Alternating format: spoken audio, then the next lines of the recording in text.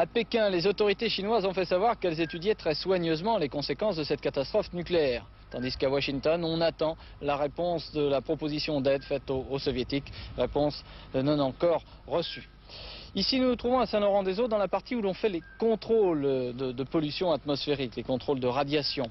Nous allons essayer de voir avec Jacques Violet comment se passent tous ces contrôles en France pour les 16 centrales, je vous rappelle, et pour l'éventuelle pollution. Nous allons voir avec un reportage à l'Institut de protection contre les rayonnements ionisants au Vésinet près de Paris. Aucune mesure particulière en France. Le Centre de protection contre les rayonnements continue son travail de fourmi, travail de surveillance et de contrôle. Dans cette salle, par exemple, arrivent tous les jours des échantillons d'eau provenant de toutes les installations nucléaires françaises. Des prélèvements effectués en continu dans les rivières. De la même façon, sur tout le territoire français, 130 stations effectuent des prélèvements quotidiens, que ce soit sur des poissons, le lait des vaches, les cultures, l'eau de pluie ou les poussières atmosphériques.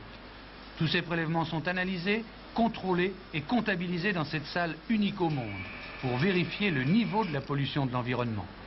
En plus de ces contrôles très stricts, plus de 50 000 par an, le service de protection assure la sécurité des personnes. Dans le cas où un accident comme celui de Tchernobyl se produirait, des mesures simples dans un premier temps. On demande simplement aux gens de rester chez eux, portes et fenêtres fermées, le temps du passage du panache. Pour l'instant, il n'y a aucun risque avec l'accident qui vient d'avoir lieu en Union soviétique.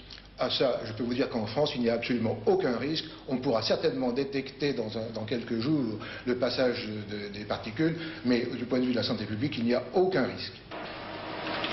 Tous les résultats de ces prélèvements sont ensuite analysés par de puissants ordinateurs, comparés, publiés et envoyés à tous les organismes étrangers similaires dans le monde.